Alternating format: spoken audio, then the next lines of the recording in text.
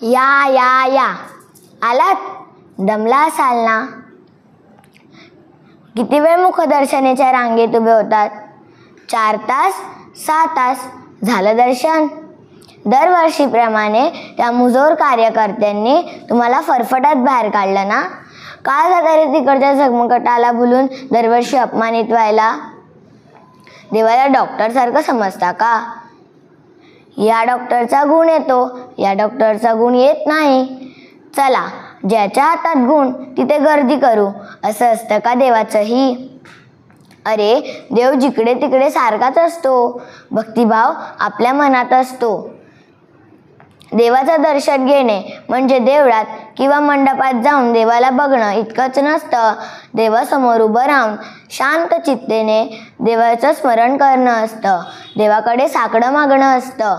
यातलं काहीतरी साध्य होतं का रांगेत 4-6 तास उभं राहून?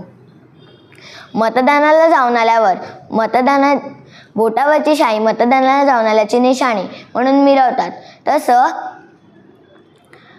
कपाळभर गुलाल लावून का मिरवायचं? काय साध्य होतं त्याने? लोकांनी एकत्र यावं म्हणून टिळकांनी सुरू केलेल्या उत्सवाचा आज बाजार मांडलाय लोकांनी, आणि आता हा बाजार उठवणं कोणालाही शक्य नाही. जमेल तर एक करा, रांगेत 4-6 तास उभं राहून आपल्या घरातल्या बाप्पाचा अपमान तरी करू नका. धन्यवाद.